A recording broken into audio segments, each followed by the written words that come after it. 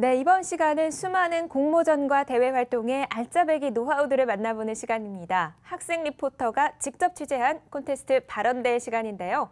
오늘 이 시간에는 정광영 학생 리포터와 함께하겠습니다. 안녕하세요. 네, 안녕하세요. 전 청주대학교 광고공부학과 08학번 정광영 학생 리포터입니다. 네, 오늘 소개해 주실 내용이 제1회 놀부 나만의 한식 레시피 공모전이에요. 네. 어떤 내용인가요? 오늘 제가 소개해드릴 공모전은요, 말씀하신 대로 제1회 놀부 나만의 한식 레시피예요.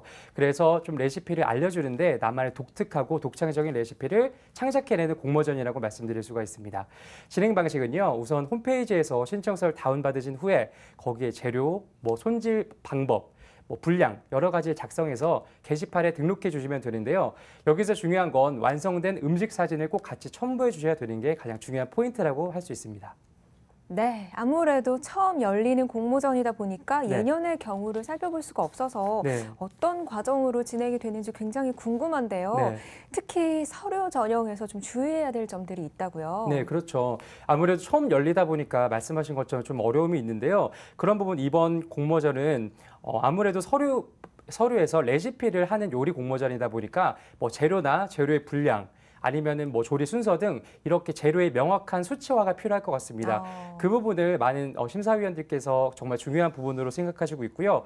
그렇게 해서 이제 2차를 올라가시면 신청하실 때 2차 올라가실 때, 그 1차에서 2차로 올라갈 때는 좀 데코레이션을 잘한 완성된 사진을 잘 첨부하시는 것도 하나의 팁으로 말씀드릴 수 있겠습니다. 응모하실 때 보면은 레시피의 특징도 있거든요. 근데 레시피의 특징을 올릴 때는 좀 그냥 일반적인 한식 레시피가 아니라 나만의 독창적이면서도 매력적인 레시피를 올리는 게 이번 부분에서 많은 점수를 얻을 수 있을 노하우가 될 것 같습니다.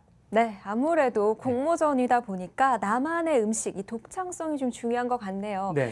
네, 그런데 이 서류 전형을 통과하고 나면은 네. 그 이후엔 또 본선 대회가 기다리고 있잖아요. 네. 시연을 직접 해야 된다고 들었는데 네. 어떻게 준비를 하면 좋을까요? 그렇습니다. 시연은요, 우선 개인과 팀 이렇게 두 가지로 나눌 수 있고요. 내가 2차까지 본선으로 올라가면은 우선은 많은 면접관들 앞에서 시연을 하게 됩니다. 네. 한 주제별로 각각 15개 팀, 총 30개 팀이 나오게 되는데요.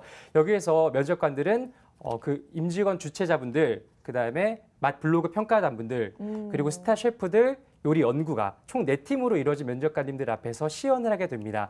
이분들 앞에서 시연을 하게 되는데 여기서 주의할 점은 제가 1차에서 그 레시피에 냈던 그대로 그 레시피를 그대로 제가 2차에서 앞에서 경연을 벌이면 될 것 같습니다. 네, 아무래도 이렇게 그대로 시연을 해야 하니까 네. 서류 전형의 수치가 좀 중요하지 않나 이런 생각이 드는데 네, 그렇습니다. 네, 그런데 심사 기준이요. 네. 셰프도 있고요. 주최 측 관계자도 있고 연구하는 분도 계신데 네.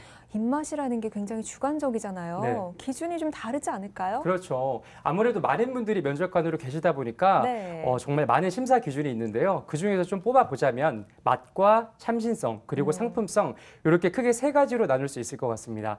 우선은 이제 놀부라는 브랜드를 상용할 수 있는 가장 대중적인 맛을 알릴 수 있는 게 가장 정말 중요한 심사 기준이 될 것 같고요. 네. 또 두 번째로는 놀부 브랜드 자체를 글로벌한 외식 기업으로 성장시킬 수 있을 것 같은 성장시키기 위한 그런 부분을 어필할 수 있는 부분에 대해서 많이 연구해서 레시피를 경연한다면 많은 점수를 얻을 수 있을 것 같습니다. 네, 가장 한국적인 것이 세계적인 것이다 이런 말이 여기에 딱 맞는 네. 공모전이 아닐까 하는 생각이 드는데요. 그렇습니다.